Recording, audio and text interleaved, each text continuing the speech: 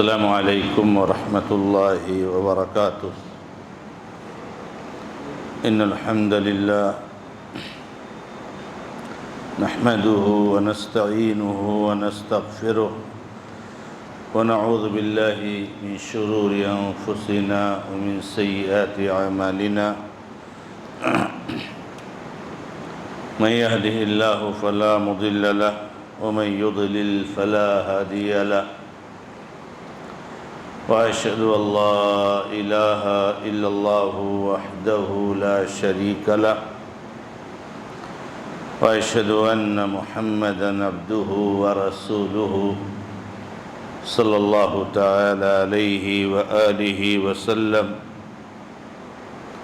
يا أيها الذين آمنوا اتقوا الله حق تقاته ولا تموتن إلا وأنتم مسلمون يا أيها الناس اتقوا ربكم الذي خلقكم من نفس واحدة وخلق منها زوجها وبث منهما رجالا كثيرا ونساء واتقوا الله الذي تساءلون به والأرحام إن الله كان عليكم رقيبا يا أيها الذين آمنوا اتقوا الله وقولوا قولا سديدا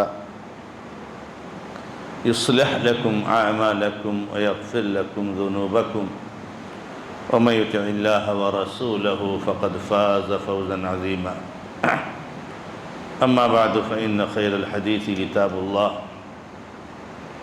وخير الهدي هدي محمد صلى الله تعالى عليه وآله وسلم وشر الأمور محدثاتها وكل محدثة بدعة وكل بدعة ضلالة وكل ضلالة في النار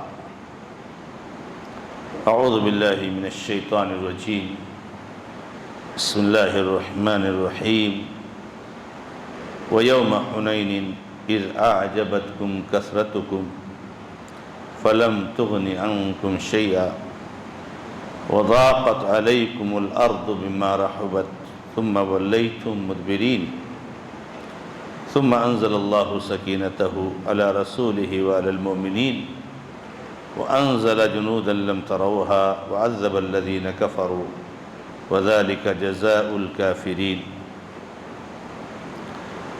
محترم اور معزز دینی اور ملی بھائیوں، بزرگوں، نوجوان دوستوں،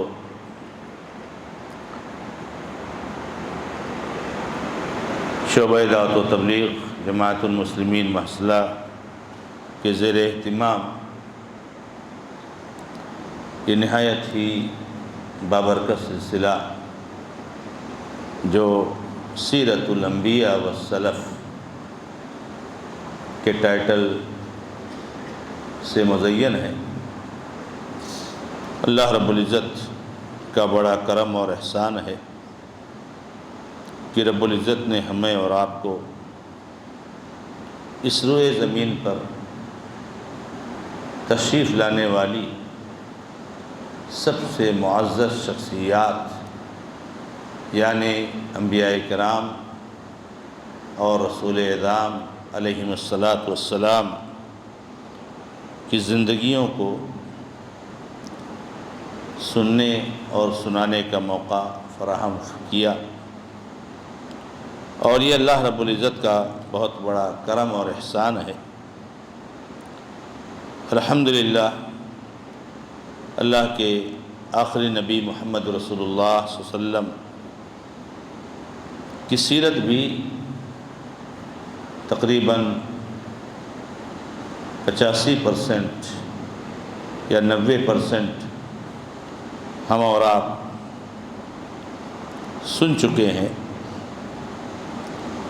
اور آخری مرحلہ نبی علیہ السلام کی سیرت کا چل رہا ہے۔ گزشتہ درس میں آپ کے سامنے سیرت کا جو گوشہ بیان کیا گیا تھا وہ ہے فتح مکہ۔ اب فتح مکہ کے بعد دو غزوات، غزوہ حنین اور طائف، جو سیرت کا حصہ ہے، وہ انشاءاللہ آج کے درس میں بیان کیے جائیں گے۔ اور اگر عمومی طور سے دیکھا جائے تو فتح مکہ اور غزوہ حنین اور طائف، یہ تینوں جڑے ہوئے ہیں، ملے ہیں۔ چنانچہ سب سے پہلے ہم یہ جانیں کہ غزوہ حنین کا سبب کیا ہے۔ تو آپ نے سنا کہ فتح مکہ الحمدللہ اللہ رب العزت کے فضل و کرم سے بڑی آسانی کے ساتھ فتح ہو گیا، اور فتح مکہ کے بعد اسلام بہت ہی زیادہ ظاہر اور غالب ہو گیا، اور تقریباً عرب کے سارے قبائل یہ اسلام کے سامنے سر تسلیم خم کر چکے تھے۔ اللہ تعالیٰ نے اسی کو قرآن کریم میں بیان فرمایا، اذا جاء نصر اللہ والفتح ورأيت الناس يدخلون في دین اللہ افواجا۔ لہذا لوگ جوق در جوق اسلام کی طرف آ رہے ہیں، اور اکثر لوگوں نے اسلام کے غلبہ کو تسلیم کر لیا تھا۔ لیکن یہ ہمیشہ ہوتا ہے اور ہر زمانے میں ہوتا ہے کہ کچھ لوگ ایسے ہوتے ہیں جو متکبر اور سرکش ٹائپ کے ہوتے ہیں کہ وہ اپنی سرکشی نہیں چھوڑتے ہیں۔ چنانچہ فتح مکہ کے بعد یہی کچھ ہوا کہ کچھ قبائل عرب کے، جیسے حوازن ہے، قبیلہ ثقیف ہے، اور کچھ ان کے ساتھ چھوٹے چھوٹے قبائل مل گئے تھے، یہ اڑیل، طاقتور اور متکبر قسم کے قبائل تھے، جن کو یہ بات ان کی خودی اور عزت نفس کے خلاف معلوم ہو رہی تھی کہ اتنی آسانی سے ہم ہتھیار ڈال دیں۔ چنانچہ انہوں نے ہتھیار ڈالنا گوارا نہیں کیا، اور ان قبائل میں آپس میں ایک میٹنگ کی، اور میٹنگ میں یہ طے کیا کہ ہم مسلمانوں کو چھوڑیں گے نہیں، مسلمانوں پر کیسے بھی الغار کیا جائے گا، یعنی حملہ کیا جائے گا۔ تو یہ اس کا سبب ہے کہ فتح مکہ کے بعد کچھ سرکش، متکبر، اڑیل قسم کے قبائل نے یہ طے کیا کہ ہم مسلمانوں پر حملہ کریں گے۔ اب اس کے بعد انہوں نے کیا کیا، یہ قبائل، انہوں نے اپنا ایک کمانڈر چنا جس کا نام تھا مالک بن عوف نصری، اس کو انہوں نے اپنا کمانڈر بنایا، اور مالک بن عوف نصری کی قیادت میں وادی اوطاس، یہ حنین کے قریب ایک وادی ہے جس کا نام ہے، ایک جگہ ہے جس کا نام ہے اوطاس، اسی لیے اس کو غزوہ اوطاس بھی کہتے ہیں۔ وادی اوطاس میں خیمہ زن ہوئے، یعنی یہ سب قبائل آ کر کے مالک بن عوف نصری کی قیادت میں وہاں پر ڈٹ گئے، اور یہ لوگ اپنے ساتھ اپنا مال، اپنے مویشی جانور اور اپنے بیوی بچوں کو بھی لے کر آئے تھے، یعنی سب کچھ اپنا لے آئے تھے، اور وہاں اپنے کمانڈر کے پاس لوگ جمع ہوئے۔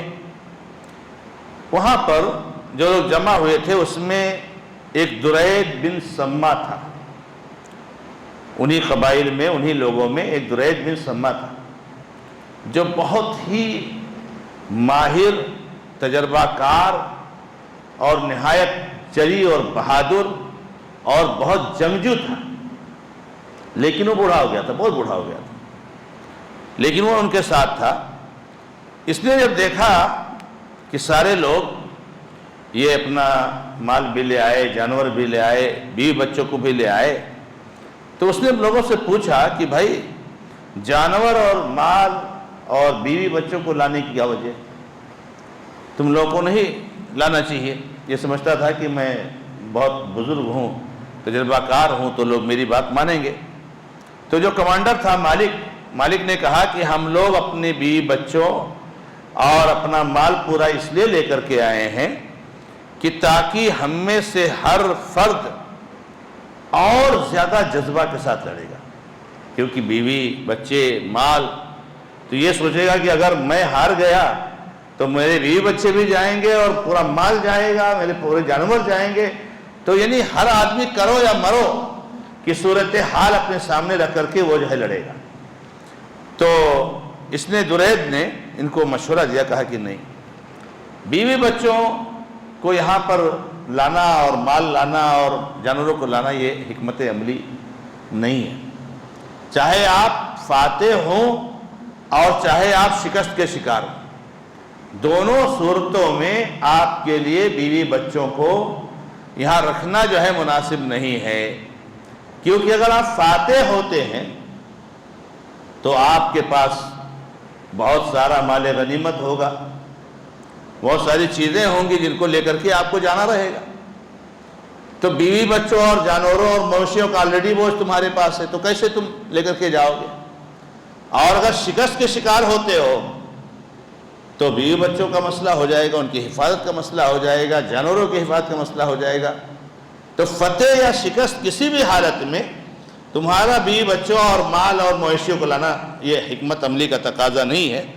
لیکن بہرحال مالک بن عوف نصری نے اس مشورے کو رد کر دیا اور کہا نہیں، تم بوڑھے ہو چکے ہو، تمہاری عقل بھی بوڑھی ہو گئی، ہم جو ہے اس لیے لائے ہیں کہ ہم جہاں جذبہ سے لڑیں گے اور ہم کو ہارنا نہیں ہے۔ تو اس نے جو ہے کیا نام ہے کہا کہ نہیں، تم کسی محفوظ مقام پر بھیج دو ان لوگوں کو۔ بہرحال مالک بن عوف نے نہیں مانا اور وہاں پر اڑا رہا۔ اور اس کے بعد مالک نے کچھ جاسوس بھیجے، اور جاسوس اللہ کے نبی صلی اللہ علیہ وسلم اور صحابہ کرام کے بارے میں جو ہے کیا نام ہے گئے معلومات لینے کے لیے، لیکن جاسوس جب واپس آئے تو ان کا جوڑ جو ہے ٹوٹ پھوٹ چکا تھا، وہ بہت خستہ حالت میں آئے اور عجیب جو ہے ان کی کیفیت ہو گئی تھی۔ تو لوگوں نے ان سے پوچھا کہ بھائی تمہارا یہ حال کیوں ہے؟ تو انہوں نے کہا کہ ہم نے چتکبرے گھوڑوں پر سفید انسان دیکھے اور دیکھنا ہی تھا کتنے میں ہماری حالت وہ ہو گئی جو تم دیکھ رہے ہیں۔ اتنے میں اللہ کے نبی علیہ السلام نے بھی جاسوس بھیجا کہ وہاں کے دشمن کے حالات کو پتہ لگائیں، کیا ان کا پلان ہے۔ چنانچہ آپ نے ابو حضرت اسلمی رضی اللہ تعالیٰ عنہ کو بھیجا کہ جاکے دشمن کے بارے میں صحیح معلومات لے کر کے آئیں، اور ابو حضرت اسلمی رضی اللہ تعالیٰ عنہ گئے اور انہوں نے جا کر کے ان کے بیچ میں رہ کر کے اور پوری معلومات لی، اور پھر اللہ کے نبی علیہ السلام کو اس کی اطلاع دی۔ اللہ کے نبی علیہ السلام مکہ سے حنین کے لیے روانہ ہوتے ہیں۔ چنانچہ سنیچر 6 شوال سن 8 ہجری کو اللہ کے نبی صلی اللہ علیہ وسلم نے مکہ سے کوچ فرمایا۔ آج جس دن آپ نے کوچ فرمایا تھا، آپ کو مکہ میں آئے ہوئے 19واں دن تھا، یعنی 19واں دن ہو گیا تھا نبی علیہ السلام کا مدینہ سے مکہ آئے ہوئے، اور پھر آپ نے مکہ فتح کیا۔ آج 19ویں دن نبی علیہ السلام حنین کی طرف کوچ فرماتے ہیں۔ آپ کے ساتھ ٹوٹل 12,000 کی فوج تھی، 12,000 کی فوج تھی، جس میں سے 10,000 تو اللہ کے نبی علیہ السلام کے ساتھ مدینہ سے آئے تھے مکہ فتح کرنے کے لیے، اور 2,000 باشندگان مکہ میں سے ہیں، جن میں سے اکثریت نو مسلموں کی تھی، کیونکہ مسلمان ہوئے تھے مکہ والے۔ تو اکثر جو ہے کیا نام ہے 2,000 جو مکہ کی فوج تھی اور مکہ کے باشندگان تھے، وہ جو ہے کیا نام ہے آئے تھے۔ اللہ کے نبی علیہ السلام نے چونکہ ایک لمبا قیام کیا، 19 دن تک آپ مکہ میں رہے، اور آپ کی اتنی بڑی تیاری نہیں تھی کہ ہم وہاں سے حنین جائیں گے اور اس طرح سے اتنا لمبا معاملہ ہو جائے گا۔ چنانچہ اللہ کے نبی علیہ السلام کے پاس جنگی ہتھیار بھی نہیں تھے۔ چنانچہ اللہ کے نبی علیہ السلام نے صفوان ابن امیہ سے 100 زرہیں ما آلات و اوزار ادھار میں. صفوان بن امیہ سے 100 زرہ یعنی تلوار کے ساتھ، ڈھال کے ساتھ، اور پورا سیٹ، مطلب زرہ جو ہے جو پہنتے ہیں، اور پھر تلوار جس سے حملہ کرتے ہیں اور ڈھال جس سے روکتے ہیں، تو اس کو پورا سیٹ کہا جاتا ہے. تو اس طریقے سے اللہ کے نبی علیہ السلام نے 100 جنگی سیٹ صفوان ابن امیہ سے آپ نے قرض لیا کہ ہم تم کو واپس کر دیں گے. اور عتاب ابن اسید رضی اللہ تعالیٰ عنہ کو مکہ کا گورنر مقرر کیا، اور اللہ کے نبی علیہ السلام نے پھر حنین کی طرف کوچ کا ارادہ فرمایا. اسی دوران کسی سوار نے آپ کو آ کر کے خبر دیا کہ اس نے مکہ کے اونچے پہاڑ پر چڑھ کر کے دیکھا ہے. تو کیا دیکھتا ہے کہ دشمن اپنے سارے لاؤ لشکر کے ساتھ اور ایک بڑی تعداد میں جو ہے دشمن آ چکا ہے. اللہ کے نبی علیہ السلام نے اس کی بات سن کر کے تبسم فرمایا، مسکرائے اللہ کے نبی علیہ السلام، اور آپ صلی اللہ علیہ وسلم نے کہا کہ یہ سب انشاءاللہ کل مسلمانوں کا مال غنیمت ہوگا. یہ اللہ کے نبی علیہ السلام نے فرمایا. پھر اللہ کے نبی علیہ السلام مکہ سے نکلے تو راستے میں ایک واقعہ پیش آیا، اور وہ ذات انوات کا واقعہ. ذات انوات یعنی مکہ سے جب چلے حنین پہنچنے سے پہلے، تو راستے میں لوگوں نے ایک ہرا بیر کا بڑا درخت دیکھا. بیر کا درخت جو ہے جو کہ ہرا تھا اور بہت بڑا تھا، پرانا درخت تھا، اس کو دیکھا. اور اس درخت کے بارے میں بہت معروف تھا اور مشہور تھا کہ عرب کے لوگ اس پر اپنے جو ہے کیا نام ہے تلواروں کو لٹکاتے تھے، اور درخت کے پاس ذبیحہ ذبح کرتے تھے، اس کا طواف کرتے تھے، اس سے تقرب حاصل کرتے تھے. تو اب یہ لوگ پہلے اسی فکر کے تھے، اسی فکر کے حامل تھے اور اسی عقیدے کے تھے. تو وہاں پر پہنچے تو ان کو یاد ہو گیا وہ سب منظر. تو ان لوگوں نے کہا، اب دیکھ رہے ہیں کہ وہاں پر جو ہے کیا نام ہے کفار ابھی بھی جو ہے کیا نام ہے وہی کام کر رہے ہیں. تو وہاں پر ان لوگوں نے کہا کہ اللہ کے نبی علیہ السلام اجعل لنا ذات انوات کما لهم ذات انوات، کہ اللہ کے نبی علیہ السلام آپ ہمارے لیے بھی کوئی ذات و انوات بنا دیجیے. جیسے دیکھیے ان کا درخت ہے، اب سب ابھی نئے مسلمان ہوئے ہیں، ابھی اتنا عقیدہ پختہ نہیں ہوا ہے، ابھی عقیدہ کی اتنی تفصیلات ان کو معلوم نہیں ہوئی ہیں. تو کہہ رہے ہیں کہ اللہ کے نبی علیہ السلام ہمارے لیے بھی آپ ایسے ذات انوات بنا دیجئے جیسے ان کے پاس ذات انوات. اللہ کے نبی علیہ السلام کو بہت غصہ آیا اور آپ کو بہت ٹینشن آیا، اور آپ صلی اللہ علیہ وسلم نے کہا کہ تم لوگوں نے وہی کہا ہے جو موسیٰ علیہ السلام سے ان کی قوم نے کہا تھا کسی وقت جاتے ہوئے، اجعل لنا الہا کما لہم آلہہ، یا موسیٰ اے موسیٰ ہمارے لیے ایسے ہی معبود بنا دیجئے جیسے ان کے لیے معبود. وہاں بھی یہی دیکھا تھا کہ کافر لوگ کہیں تبرک حاصل کر رہے ہیں، ذبیحہ ذبح کر رہے ہیں، طواف کر رہے ہیں، سجدے کر رہے ہیں، ساری چیزیں ہو رہی ہیں. تو ان لوگوں نے کہا تھا کہ ہمارے لیے بھی ایسے معبود بنا دیجئے جیسے ان کے لیے معبود ہے. تو اللہ کے نبی علیہ السلام نے کہا کہ تم لوگوں نے بھی وہی بات کہی ہے. اور پھر آپ نے کہا لَتَتَّبِعَنَّ سُنَنَ مَنْ كَانَ قَبْلَكُمْ شِبْرًا بِشِبْرٍ وَذِرَاعًا بِذِرَاعٍ حَتَّى لَوْ دَخَلُوا جُحْرَ دُبٍّ لَدَخَلْتُمُوهُ. کہ نبی صلی اللہ علیہ وسلم نے کہا کہ تم لوگ ضرور بضرور اپنے سے پہلوں کی سنتوں کی پیروی کرو گے، پہلوں کے نقش قدم پر چلو گے. دیکھو ذات انوات ان لوگوں کا جو ہے تھا، اب تم وہاں سے گزرے تو ذات انوات کا مطالبہ کر دیا. تو یہ بہت بڑا جو ہے کیا نام ہے ہمارے لیے اس میں سبق ہے کہ مسلمانوں کو دوسروں کی تہذیب دیکھ کر کے، دوسروں کی عبادت کا انجام یعنی انداز دیکھ کر کے، اور دوسروں کے جو ہے کیا نام ہے شریعت کی تفصیلات اور ان کی چیزیں دیکھ کر کے للچائی ہوئی نظر سے نہیں دیکھنا چاہیے. کیونکہ آپ کے پاس جو عقیدہ ہے اور آپ کے پاس جو تہذیب ہے اور آپ کے پاس جو منہج ہے وہ کسی کے پاس نہیں. بہت سارے موقع پر ہمارے بعض احباب بھی ایسے کہہ دیتے ہیں کہ دیکھیے جیسے فلاں جماعت والے گشت کرتے ہیں، ہم لوگ کیوں نہیں گشت کرتے؟ ارے بھائی گشت کرنا اگر شریعت اسلامیہ میں ہے تو ہم کو فلاں جماعت کو دیکھنے کی کیا ضرورت ہے؟ تو یہ طریقہ نہیں ہونا چاہیے کہ آپ کسی کے طریقے کو دیکھ کر کے آپ للچائی ہوئی نظر سے دیکھیں اور چاہے کہ جیسے وہ کرتے ہیں ویسے ہم کریں. تو یہ اللہ کے نبی علیہ السلام نے یہاں پر سختی سے اس کی تردید فرمائی. بہرحال اللہ کے نبی علیہ السلام نے سفر جاری رکھا اور یہاں پر جو ہے جاتے رہے. وہاں پر دشمن نے ایک بڑی حکمت عملی مسلمانوں کے لشکر سے کے پہنچنے سے پہلے یہ مالک بن عوف نصری جو تھا بہت ماہر کمانڈر تھا، اس نے بڑی حکمت عملی یہ طے کیا کہ اسلامی لشکر جو ہے بدھ کی رات 10 شوال کو حنین پہنچا تھا، لیکن اس سے پہلے مالک بن عوف نے پہلے ہی رات کے اندھیرے میں اپنے لشکر کو وادی میں اتار کر کے پہاڑوں، گھاٹیوں، دروں اور اس طریقے سے جو ہے کیا نام ہے وادیوں میں ہر طرح سے چھپا دیا تھا اور پھیلا دیا تھا۔ اس نے پہاڑی علاقہ ہے، اس نے جو ہے سب کو چھپا دیا، دروں میں، گھاٹیوں میں، پہاڑوں میں، چوٹیوں پر سب کو چھپا دیا اور کہہ دیا کہ مسلمان جیسے ہی مسلمان آ رہے مکہ سے وہ سیدھا آئیں گے وہاں پر میدان میں، جیسے ہی مسلمان آئیں گے ایک بیگ ان کے اوپر تیروں سے حملہ کر دینا، تیروں کی بارش ہو جائے اور سب لوگ ایک بیگ ان کے اوپر ٹوٹ پڑنا۔ یہ اس نے اپنے فوجیوں کو جو ہے تاکید کر دی۔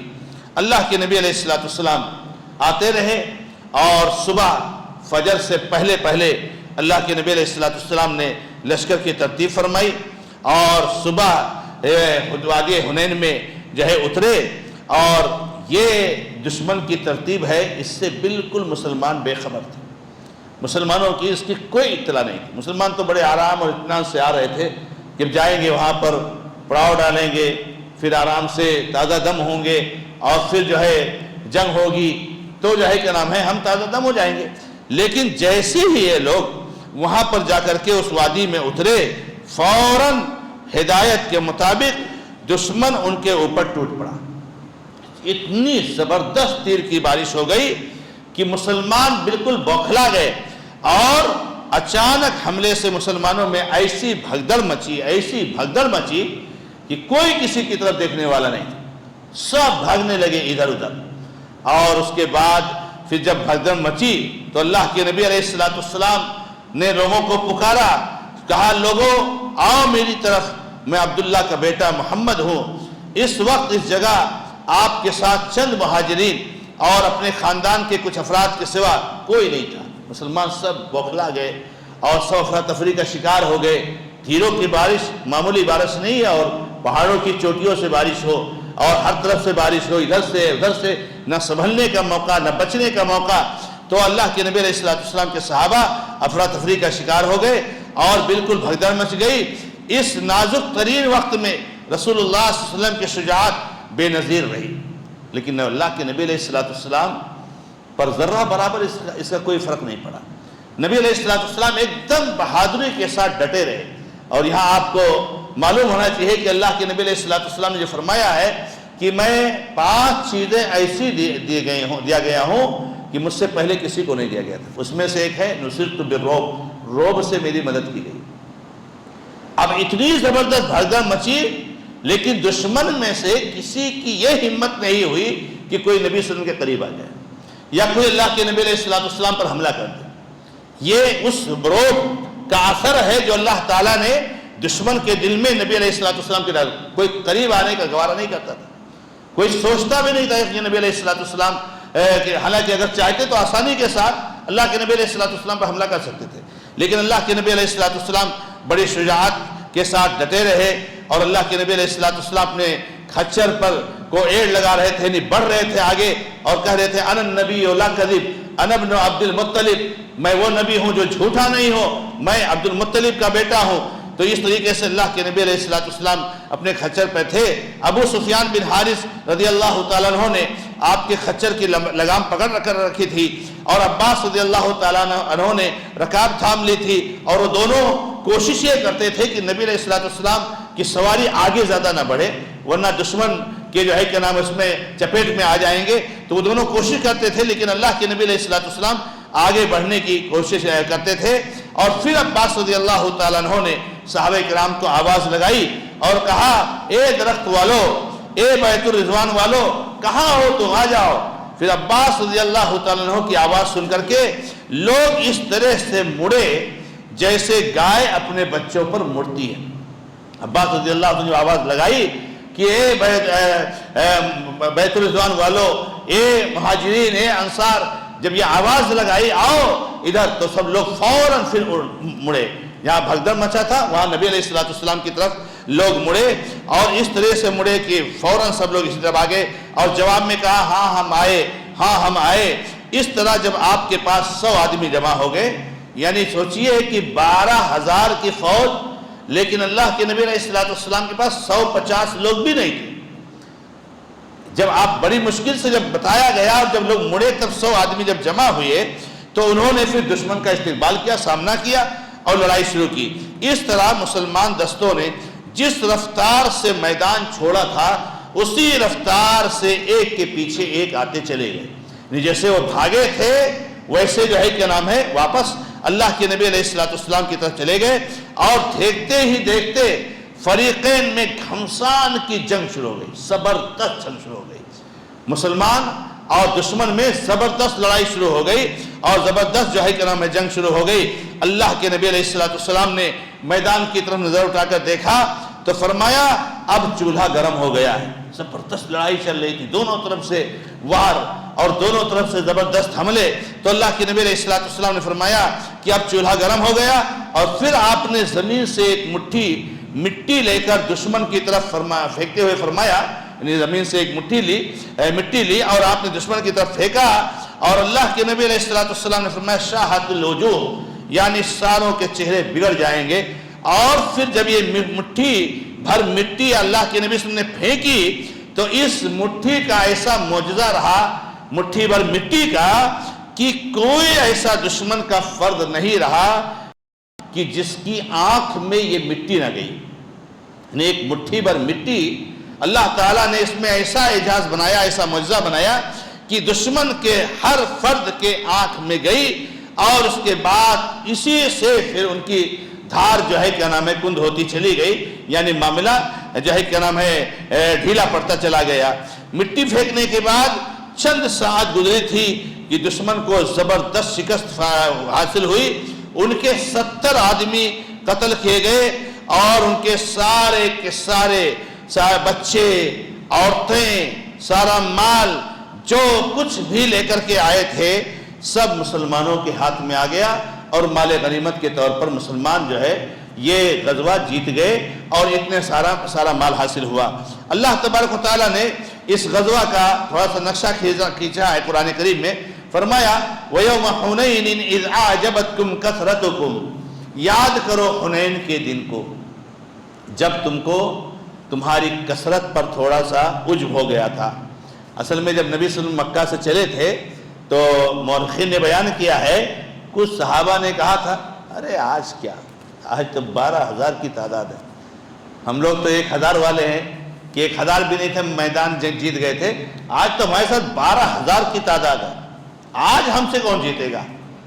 اللہ تعالیٰ نے وہاں پر تھوڑا سا ان کو دکھا دیا کہ کس طریقے سے بھگدڑ مچی، اور کہ اللہ نے کہا کہ جب تم کو تمہاری کثرت بھاگ گئی لیکن وہ تمہارے کچھ کام نہیں آئی، 12,000 کی فوج ایسی ہو گئی کہ اللہ کے نبی علیہ الصلوۃ والسلام کے پاس 20-50 بھی نہیں بچے، سب بھاگ رہے ہیں، سب بھاگ رہے ہیں، جو جہاں راستہ پا رہا ہے بھاگ رہا ہے، کوئی کسی کی طرف دیکھنے کے لیے تیار نہیں، کوئی کسی کو سننے کے لیے تیار نہیں۔ تو اللہ تعالیٰ نے فرمایا تمہارے کچھ کام نہیں آیا، وَضَاقَتْ عَلَيْكُمُ الْأَرْضُ بِمَا رَحُبَتْ، اور زمین اپنی کشادگی کے باوجود تم پر تنگ ہو گئی، اور ثُمَّ وَلَّيْتُمْ مُدْبِرِينَ، تم سب لوگ پیٹ پھیر کر بھاگنے لگے۔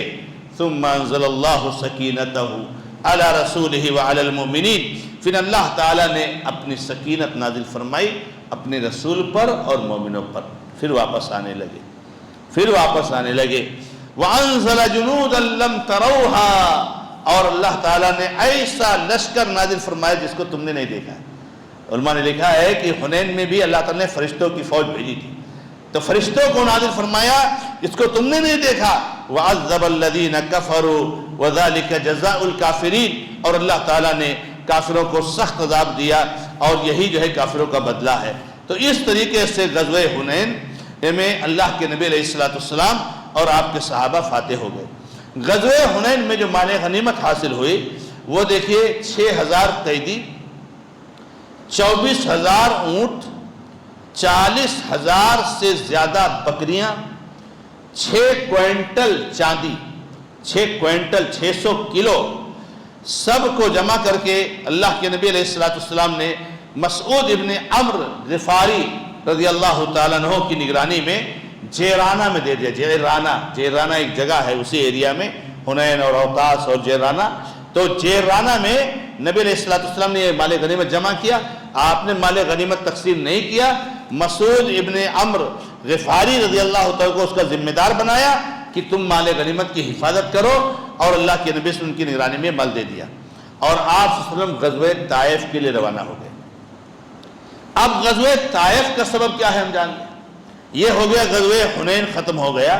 غزوہ طائف کا سبب کیا ہے؟ سبب یہ ہے کہ غزوہ طائف دراصل غزوہ حنین کا امتداد ہے. مکہ کا امتداد ہے غزوہ حنین، یعنی غزوہ حنین کا سبب فتح مکہ بنا اور غزوہ طائف کا سبب غزوہ حنین بنا. چونکہ حوازن اور ثقیف کے بیشتر شکست خوردہ افراد اپنے کمانڈر مالک بن عوف نصری کے ساتھ، یعنی جب وہ ہار گئے تو کچھ لوگ جو بچے ہوئے تھے ان کے، وہ اپنے کمانڈر مالک بن عوف نصری کے ساتھ بھاگ کر طائف آ گئے. اور طائف میں ایک بہت مضبوط قلعہ تھا، وہاں پر آ کر کے یہ لوگ قلعہ بند ہو گئے، اور بہت مضبوط قلعہ تھا. لہذا اللہ کے نبی علیہ السلام نے ان بھاگے ہوئے لوگوں کا تعاقب کرنے کے لیے نبی علیہ السلام نے شوال کے مہینے میں اللہ کے نبی صلی اللہ علیہ وسلم نے طائف کا قصد فرمایا. خالد بن ولید کی سرکردگی میں 1000 فوج کا دستہ روانہ کیا اور پھر خود طائف کا رخ کیا. راستے میں لیا سے گزرا، ایک جگہ لیا ہے، لیا سے گزر ہوا جہاں مالک بن عوف نصری کا ایک قلعہ تھا. آپ صلی اللہ علیہ وسلم نے اس کو منہدم کروا دیا، گرا دیا، ڈھا دیا، اور طائف پہنچ کر قلعہ طائف کے پاس خیمہ زن ہو کر کے اس کا محاصرہ کر لیا. تو وہ قلعہ مالک بن عوف نصری کا تھا، اس کو گروایا، اور پھر نبی علیہ السلام طائف پہنچے. اور طائف کا جو مضبوط، وہ بہت مشہور زمانہ قلعہ تھا، بہت مضبوط قلعہ تھا، وہاں پر نبی صلی اللہ علیہ وسلم نے خیمہ زن ہوئے اور وہاں پر آپ صلی اللہ علیہ وسلم نے پڑاؤ ڈالا اپنی فوجیوں کے ساتھ. محاصرہ کافی لمبا رہا. صحیح مسلم کے مطابق 40 دن تک رہا، 40 دن تک محاصرہ رہا اور کافی لمبا رہا. دونوں طرف دوران محاصرہ دونوں طرف سے تیر اندازی اور پتھر بازی ہوتی رہی، بلکہ شروع میں تو اس شدت سے تیر اندازی کی گئی کہ 12 مسلمان شہید ہو گئے. غزوہ حنین میں مسلمانوں کے شہید ہونے کی کوئی اس کا تذکرہ نہیں ملتا. میں نے بہت کوشش کیا کہ غزوہ حنین میں مسلمان کتنے شہید ہوئے، لیکن مجھے ملا نہیں. شیخ صفی الرحمن مبارک پورے رحمہ اللہ نے بھی ذکر نہیں کیا ہے. اور غزوہ حنین میں زبردست لڑائی ہوئی تھی، لیکن مسلمانوں کے کسی شہید ہونے کا تذکرہ نہیں ملتا ہے. زخمی بہت سارے ہوئے، لیکن طائف میں ان لوگوں نے قلعے سے جو ہے تیر اندازی کی اور تیر کا حملہ کیا، اس میں 12 مسلمان شہید ہو گئے اور کئی ایک مسلمان زخمی ہو گئے. بہت مضبوط قلعہ تھا اور ان لوگوں نے باقاعدہ 1 سال کی تیاری کی تھی. 1 سال کا سامان قلعہ کے اندر انہوں نے اسٹور کیا تھا، یعنی 1 سال تک وہ قلعہ کے اندر رہتے. دشمن یعنی وہ رہتے تو ان کو کوئی فرق نہیں تھا. اللہ کے نبی علیہ السلام نے جب جو ہے کیا نام ہے وہاں محاصرہ کیا اور اس طریقے سے 40 دن کا وقت گزر گیا. بعد مورخین نے کچھ کم بھی بتایا ہے. تو بہرحال ایک لمبا وقت گزر گیا محاصرہ کیے ہوئے. 12 مسلمان بھی شہید ہو گئے، کئی سارے مسلمان زخمی ہو گئے. اللہ کے نبی علیہ السلام نے اس قلعہ کو فتح کرنے کے لیے 2-3 حکمت عملی اپنائی. ان میں سے پہلی حکمت عملی کیا تھی؟ آپ نے منجنیق فٹ کی. منجنیق کہتے ہیں ایک آلہ تھا اس وقت جس سے بڑے بڑے گولے پھینکے جاتے تھے. جیسے آج کل جو ہے لیٹسٹ جو ٹیکنالوجی ہے اس کے ذریعے سے بم وغیرہ پھینکے جاتے ہیں، تو منجنیق سے بڑے بڑے گولے اور بڑے بڑے پتھر پھینکے جاتے تھے بہت دور دور تک. تو اللہ کے نبی علیہ السلام چونکہ قلعے کو فتح کرنا اور قلعہ میں چھپے ہوئے لوگوں پر جو ہے قبضہ کرنا اور غلبہ حاصل کرنا بہت مشکل کام ہوتا ہے. تو اللہ کے نبی علیہ السلام نے منجنیق فٹ کی اور نصب کی، اور منجنیق کے ذریعے سے بہت سارے گولے پھینکے نبی صلی اللہ علیہ وسلم نے، جس سے قلعہ کی دیوار میں شگاف تو ضرور کچھ پڑ گیا، لیکن کوئی خاص اس سے جو کامیابی نہیں ملی.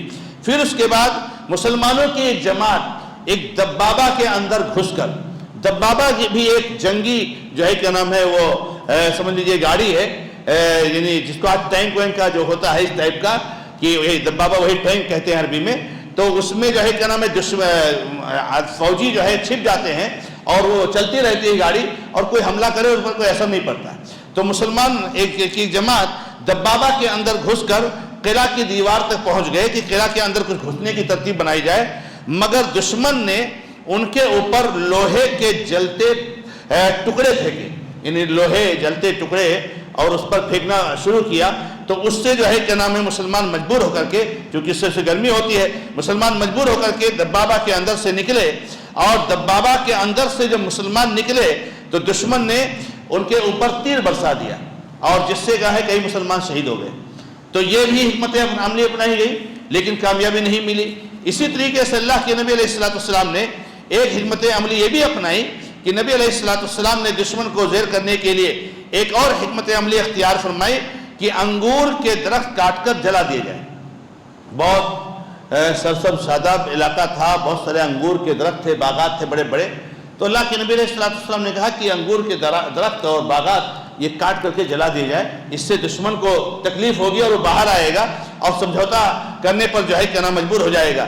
مگر ثقیف کے لوگوں نے اللہ اور قرابت کا واسطہ دیا کہ درختوں کو نہ کاٹیں، لیکن چنانچہ اللہ کے نبی صلی اللہ علیہ وسلم کی گزارش کو قبول کر لیا۔ انہوں نے کہا بھائی درختوں کو مت کاٹیے اور یہ معیشت کا ذریعہ ہے، تو نبی علیہ السلام کی درخواست قبول کر لیا، درختوں کو کاٹنا بند کر دیا۔ تو یہ جو ہے تین حکمت عملی اپنے اپنائی۔ دوران محاصرہ مسلمانوں کی طرف سے اعلان کیا گیا چوتھی حکمت عملی کہ جو غلام قلعہ سے اتر کر ہمارے پاس آ جائے وہ آزاد ہے۔ اب یہ حکمت عملی کی جو غلام وغیرہ ہیں اس کے اندر تو وہ آ جائیں، کم سے کم ان سے سپورٹ ملے گا۔ چنانچہ اس اعلان پر 23 آدمی قلعہ سے نکل کر مسلمانوں میں شامل ہو گئے، اور انہی میں سے ایک صحابی ابو بکرہ تھا۔ ابو بکرہ بہت جلیل القدر صحابی ہیں اور بہت معروف صحابی ہیں، ان کی بڑی حدیثیں ہیں۔ ابو بکرہ رضی اللہ تعالیٰ عنہ یہ غلام تھے، اور یہ ثقیف اور حوازن کے لوگوں کے ساتھ نبی علیہ السلام کے خلاف غزوہ حنین اور غزوہ طائف میں شریک رہے۔ جب یہ اعلان ہوا کہ جو غلام ہے وہ ہمارے پاس آ جائے تو ہم آزاد کر دیں گے، غلام کے لیے سب سے بڑا انعام یہ ہوتا ہے کہ اس کو آزاد کر دیا جائے، اس لیے آزادی کے لیے کوئی بھی حربہ اپنانا پڑے وہ جو ہے اس کو اپنائے گا۔ چنانچہ 23 غلام نکل کے آئے، ابو بکرہ رضی اللہ تعالیٰ عنہ بھی انہی میں سے تھے۔ اچھا، ابو بکرہ کو ابو بکرہ کیوں کہا جاتا ہے؟ ابو بکرہ کو ابو بکرہ اس لیے کہتے ہیں کہ قلعہ کی دیوار پر چڑھ کر، یعنی قلعہ کی دیوار پر چڑھ گئے اور وہاں سے ایک چرخی کے ذریعے سے لٹک کر نیچے آئے تھے۔ چرخی کو عربی میں بکرا کہتے ہیں۔ چرخی پرانے زمانے میں جیسے کنویں وغیرہ سے جو ہے کیا نام ہے پانی وغیرہ نکالنے کے لیے چرخی کا استعمال کرتے تھے، رسی اس پر کھینچتے ہیں، تو چرخی پر انہوں نے رسی نصب کی اور اس طریقے سے اترے۔ تو چرخی کو عربی زبان میں بکرا کہتے ہیں۔ اللہ کے نبی صلی اللہ علیہ وسلم نے ہی خود ان کی کنیت ابو بکرہ رکھ دی۔ تو یہ لوگ آئے ادھر کر کے اور یہ لوگ مسلمان ہو گئے۔ اللہ کے نبی علیہ السلام نے جو ہے کیا نام ہے ان کو آزاد کر دیا وعدہ کے مطابق، اور اسے مسلمان ہو گئے۔ اس کے بعد محاصرہ چلتا رہا۔ اللہ کے نبی علیہ السلام نے دیکھا کہ محاصرہ بہت طول پکڑتا گیا، کئی مسلمان شہید ہو چکے ہیں، مسلمانوں کو زبردست دقت کا سامنا ہے، اور کوئی خاص جو ہے سامنے کامیابی کی امیدیں نہیں دکھ رہی ہیں۔ تو اللہ کے نبی علیہ السلام نے صحابہ کرام سے مشورہ کیا، اور مشورہ کرنے کے بعد نبی صلی اللہ علیہ وسلم نے محاصرہ ختم ہو کر کے وہاں سے واپس آنے کا فیصلہ کیا۔ اللہ کے نبی علیہ السلام نے چنانچہ محاصرہ کو ختم کیا، اور طائف سے نبی علیہ السلام واپس آ گئے اور جیرانہ میں آئے۔ جیرانہ میں نبی علیہ السلام آئے، اور وہاں پہنچ کر کے آپ نے سب سے پہلا کام کیا، مال غنیمت کو تقسیم کیا۔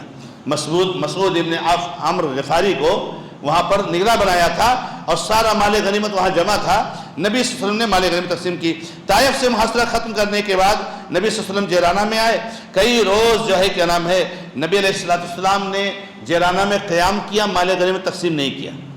مال غنیمت اس لیے نہیں تقسیم کیا تھا، نبی صلی اللہ علیہ وسلم نے کئی دن تک کی انتظار کر رہے تھے کہ ہو سکتا ہے یہ ثقیف اور حوازن کے لوگ مسلمان ہو کر کے آ جائیں، تو ان کا جو مال ہے وہ لے لیں، اس لیے نبی علیہ السلام کئی دن تک انتظار کرتے رہے۔ مقصد یہ تھا کہ حوازن کا وقت عائد ہو کر آپ کی خدمت میں آ جائے تو اس کے جو کچھ اس نے جو کھویا ہے سب لے جائے، لیکن جب وہ نہیں آئے تو آپ صلی اللہ علیہ وسلم نے مال غنیمت تقسیم کر دی۔ مال غنیمت میں تقسیم کرنے کے لیے پہلی ترتیب یہ اپنائی آپ نے کہ سب سے پہلے مؤلفۃ القلوب کو دیا، نئے نئے جو مسلمان ہوئے تھے اور جن کو ضرورت ہے کہ ان کو سپورٹ کیا جائے، ان کو جو ہے کہ ان کو مالی مدد کی جائے، ان کو تقویت پہنچائی جائے تاکہ وہ ایمان پر مضبوط ہوں، تو سب سے پہلے نبی صلی اللہ علیہ وسلم مؤلفۃ القلوب کو دیا، جن میں ابو سفیان ہیں، یزید ہیں۔ یزید یہ ابو سفیان کے ایک بیٹے یزید ہیں، معاویہ کے بھائی وہ یزید ابن معاویہ وہ الگ ہیں، وہ تابعی ہیں۔ تو یہ جو ہے کہ ابو سفیان کے بیٹے یعنی معاویہ کے بھائی بھی یزید نام کے تھے اور معاویہ کے بیٹے بھی یزید نام کے تھے۔ تو یزید ہے، معاویہ ہے، خود معاویہ بھی اس میں تھے، حکیم بن حزام ہے، صفوان بن امیہ ہے، حارث بن کلدہ ہے، اور مزید قریشی اور غیر قریشی رؤسا کو اتنا مال دیا کہ لوگوں میں یہ مشہور ہو گیا کہ محمد صلی اللہ علیہ وسلم تو بے دریغ دیتے ہیں، انہیں تو فقر کا کوئی اندیشہ ہی نہیں ہے۔ پھر اللہ کے نبی صلی اللہ علیہ وسلم نے بدوؤں کو دیا، دیہاتیوں کو دیا، مال بہت زیادہ تھا، اس لیے آپ نے پیٹ بھر کر کے سب کو دیا، پھر دیہاتیوں کو دیا۔ اس کے بعد اللہ کے نبی صلی اللہ علیہ وسلم نے مال غنیمت کو فوجیوں میں تقسیم کیا، اور ہر فوجی کے حصے میں 4 اونٹ اور 40 بکریاں آئیں، 40 بکریاں ایک آدمی کو، اور 4 اونٹ ملی، اور جو شہسوار تھا جس کے بعد گھوڑا بھی تھا، سواری بھی تھی، جو سوار تھے اسے 12 اونٹ ملے اور 120 بکریاں ملی، کیونکہ سواری کو ڈبل ملتی ہے۔ تو اس طریقے سے اللہ کے نبی علیہ السلام نے مال غنیمت کو تقسیم کیا۔ لیکن مال غنیمت کو جب نبی علیہ السلام نے تقسیم کیا تو ایک بہت بڑا مسئلہ کھڑا ہو گیا، اور مسئلہ وہ کھڑا ہو گیا کہ انصار بہت تکلیف میں مبتلا ہو گئے، انصار کو بہت ٹینشن ہو گیا، انصاری صحابہ بہت زیادہ جو ہے کیا نام ہے غم میں ہو گئے، اور اس کی وجہ یہ تھی کہ نبی صلی اللہ علیہ وسلم نے پورا مال غنیمت زیادہ تر اس کا حصہ وہ جو ہے کیا نام ہے نئے مسلمانوں میں تقسیم کر دیا، اور جو ہے کیا نام ہے اس میں بدوؤں میں تقسیم کر دیا، مہاجرین میں تقسیم کر دیا۔ انصار صحابہ کو بہت کم مال غنیمت میں حصہ ملا۔ اب انصار کے صحابہ لوگ جو ہے بہت زیادہ ٹینشن میں رہے۔ اللہ کے نبی علیہ السلام کے پاس سعد بن عبادہ رضی اللہ تعالیٰ عنہ جو انصار کے جو ہے قائد تھے، لیڈر تھے، وہ آئے اور کہا اللہ کے نبی علیہ السلام لوگ بہت زیادہ جو ہے ٹینشن میں ہیں کہ آپ نے ان کو کیوں محروم کر دیا۔ اللہ کے نبی علیہ السلام یہ انصاری صحابہ ہیں کہ جن کی محنت سے جو لڑائی انہوں نے کی ہے اس سے تو یہ محنت، ان کی محنت کے ذریعے سے اللہ تعالیٰ نے شکست فاس کو فتح میں دیا۔ انصاری صحابہ ہیں، اللہ کے نبی علیہ السلام ان کی جو جرأت تھی اور بہادری تھی اس سے آپ نے جنگ جیتا ہے، اور آپ مال غنیمت میں آپ کو بھول گئے ان کو۔ اللہ کے نبی علیہ السلام نے کہا سب کو ایک ساتھ جمع کرو، سارے انصار صحابہ کو جمع کرو۔ پھر نبی علیہ السلام انصار کے پاس تشریف لائے اور خطبہ دیا، تقریر کی، ہم تو سنا بیان کی، خطبہ حاجہ پڑھی۔ پھر اللہ کے نبی نے کہا کہ میں تمہارے پاس اس حالت میں آیا کہ تم گمراہ تھے، اللہ تعالیٰ نے تم کو ہدایت نصیب فرمائی، تم محتاج تھے، اللہ تعالیٰ نے تم کو مالدار بنایا، تم آپس میں ایک دوسرے کے دشمن تھے۔ اوس اور خزرج کی دشمنی تو معروف ہے، 100 سال جنگ لڑنے والے، ایک دوسرے کے جو ہے کہ خون کے پیاسے، تم آپس میں دشمن تھے، اللہ نے تم کو محبت میں تمہاری دشمنی کو بدل دیا، تم کو بھائی بھائی بنا دیا۔ اللہ تبارک و تعالیٰ کا اتنا بڑا احسان ہے۔ اللہ کے نبی علیہ السلام نے ان کے سامنے خطبہ دیا اور پھر بتایا کہ بتاؤ اگر تم کچھ کہنا ہے تم کچھ کہو، تم اگر کچھ کہنا چاہتے ہو تم کچھ کہو۔ انصار نے کہا اللہ کے نبی علیہ السلام آپ ہمارے پاس اس حالت میں آئے کہ آپ کو جھٹلایا گیا، لیکن ہم نے آپ کو سچ مانا، آپ بے یار و مددگار آپ کو چھوڑا گیا، آپ کو آپ کے شہر سے بھگایا گیا، ہم نے آپ کو سہارا دیا، ہم نے آپ کی مدد کی، آپ پریشان حال تھے، ہم نے آپ کی ہمدردی کی اور آپ کا تعاون کیا۔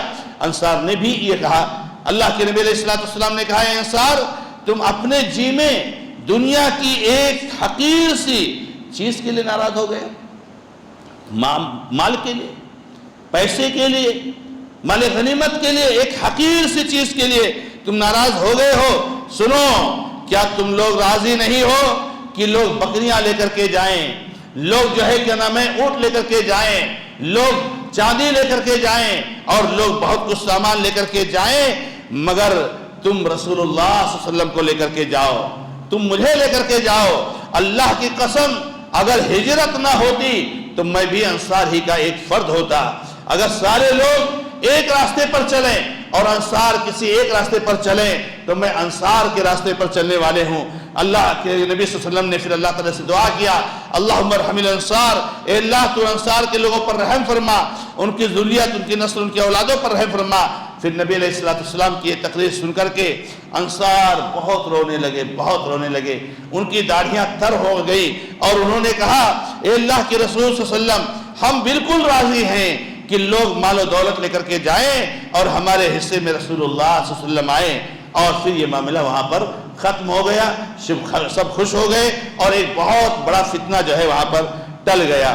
پھر اللہ کے نبی علیہ السلام جب اس سے فارغ ہوئے، مکہ میں نبی علیہ السلام وہاں پر مکہ پہنچنے سے پہلے حوازن کی آمد ہوئی۔ حوازن کے لوگ پھر مسلمان ہو کر کے کچھ آئے، جن کا پہلے انتظار کر رہے تھے کہ مسلمان ہو کر کے آ جائیں تو ان کا سامان ان کے حوالے کر دیں۔ اب وہ لوگ کچھ لوگ مسلمان ہو کر کے آئے جو 14 آدمی تھے، زبیر بن سرد کی قیادت میں رسول اللہ صلی اللہ علیہ وسلم کے پاس آ کر کے مسلمان ہو گئے اور قیدی اور مال واپس کرنے کی درخواست کی۔ اب قیدی مال تو سب تقسیم ہو چکا تھا، نبی صلی اللہ علیہ وسلم نے تقسیم نہیں کیا تھا اس لیے کہ تم لوگ مسلمان ہو کر کے آ جاؤ، تمہارا مال تم کو مل جائے۔ اب نبی صلی اللہ علیہ وسلم نے مؤلفۃ القلوب کو دے دیا، اللہ کے نبی صلی اللہ علیہ وسلم نے بدوؤں کو دے دیا، کون کہاں گیا، نبی صلی اللہ علیہ وسلم نے جو ہے کیا نام ہے فوجیوں میں تقسیم کر دیا۔ اب مال اور قیدی کہاں سے ہو سکتا ہے؟ بہرحال کافی باتیں ہونے کے بعد نبی صلی اللہ علیہ وسلم نے کہا کہ دیکھو تم کو جو ہے دو چیزوں میں سے ایک چیز اختیار کرنی پڑے گی، یا تو مال مانگو یا تو اہل و عیال مانگو، یا تو قیدی مانگو اور یا تو مال مانگو، یعنی تمہارے مویشی، چاندی، جو بھی تمہارے جو ہے کیا نام ہے چیزیں ہیں وہ چاہیے تم کو، یا تمہارے بیوی بچے چاہیے۔ تو ان لوگوں نے کہا کہ نبی علیہ السلام اگر ایسی بات ہے تو پھر ہم کو بیوی بچے چاہیے۔ پھر اللہ کے نبی صلی اللہ علیہ وسلم نے صحابہ کی میٹنگ بلائی اور کہا کہ یہ تمہارے بھائی مسلمان ہو کر کے آئے ہیں، یہ مسلمان ہو کر کے آ گئے، میں بہت دیر تک جو ہے کئی دنوں تک رکا رہا، میں نے مال غنیمت تقسیم نہیں کی تھی کہ مسلمان ہو کر آ جائیں اور جس کا جو مال ہے لے لے، لیکن نہیں آئے، اب یہ آئے ہیں اور میں سب کچھ تقسیم کر چکا ہوں۔ اب جس کے پاس ان کے جو اہل و عیال ہیں وہ اللہ کے لیے ان کو واپس کر دیں۔ ہم نے مال کے بارے میں معذرت کر لی ہے، اہل و عیال کو واپس کر دیں، یہ بہت بڑا احسان ہوگا۔ اگر وہ آدمی چاہے گا تو وہ واپس کر دے، میں اس کے بعد انشاءاللہ اس کو کئی گنا دوں گا جب کوئی دوسرا موقع آئے گا، لیکن وہ ہمارے بھائیوں کو واپس کر دے۔ بہرحال کافی باتیں ہوئی، کافی دیر تک جو ہے کہ نام اللہ کے نبی صلی اللہ علیہ وسلم نے ان کو سمجھایا، بہرحال سارے لوگ راضی ہو گئے۔ ان کے اہل و عیال جو 14 لوگ مسلمان ہو کر کے آئے تھے، جن کے حصے میں تھے، ان لوگوں نے بخوشی راضی برضا ان کو واپس کر دیا اور اس طریقے سے ان کو مل گیا۔ پھر اللہ کے نبی علیہ السلام وہاں جعرانہ سے مکہ کی طرف واپس آئے، وہاں سے آپ نے احرام باندھا عمرہ کا، اور آ کر کے اللہ کے نبی علیہ السلام نے عمرہ کیا 24 ذی القعدہ اور 24 ذی القعدہ 8 ہجری کو مدینہ کے لیے واپس ہوئے۔ عمرہ کرنے کے بعد پھر اللہ کے نبی علیہ السلام مدینہ کے لیے واپس ہو گئے۔ تو یہ ہے جو ہے کیا نام ہے غزوہ حنین اور غزوہ طائف کی مختصر تفسیر جو آپ کے سامنے پیش کی گئی ہے، جس میں بہت بڑا جو ہمارے لیے درس ہے اور ہمارے لیے عبرت اور نصیحت ہے وہ یہ ہے کہ دیکھیے ہمیشہ انسان کو اللہ کے نبی صلی اللہ علیہ وسلم کے فیصلے پر راضی اور خوشی جو ہے اس کو تسلیم کرنا چاہیے، اور کبھی بھی اللہ کے نبی صلی اللہ علیہ وسلم کے فیصلے کے خلاف نہیں جانا چاہیے، اور کبھی بھی مال اور دولت کو دین پر ترجیح نہیں دینی چاہیے۔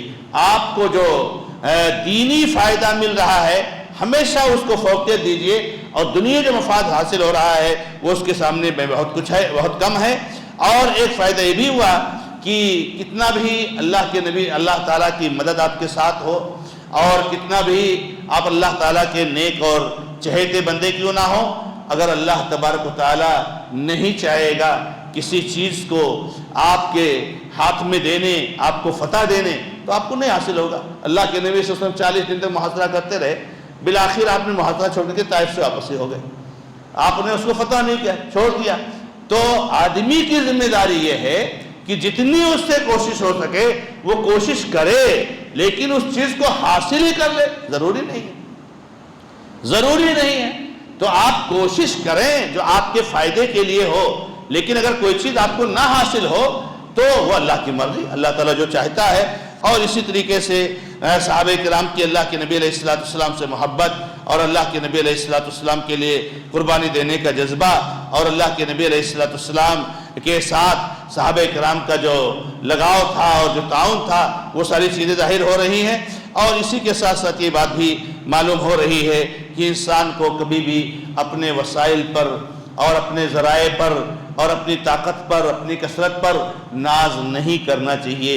طاقت سے، ہتھیار سے یا جو ہے ذرائع سے آپ کچھ حاصل نہیں کر سکتے جب تک اللہ تبارک و تعالیٰ کو منظور نہ ہو، اللہ تعالیٰ کی مشیت نہ ہو۔ لہذا وسائل کو اختیار کیجئے اور اللہ تعالیٰ سے دعا کیجئے۔ اللہ رب العزت سے دعا ہے کہ رب العزت ہمیں اور آپ کو سب کو ہر شر سے محفوظ رکھے، اللہ کے نبی صلی اللہ علیہ وسلم کی سیرت کو پڑھنے اور اس کی زندگی، آپ کی زندگی پر وہ اپنے لیے لاہ عمل بنانے کی توفیق عطا فرمائے اور ہماری غلطیوں کو معاف فرمائے۔ ھذا ما عندی، اللہ تعالی اعلم، والحمد للہ رب العالمین، وصلی اللہ علی محمد وسلم تسلیما کثیرا۔ السلام علیکم ورحمۃ اللہ وبرکاتہ۔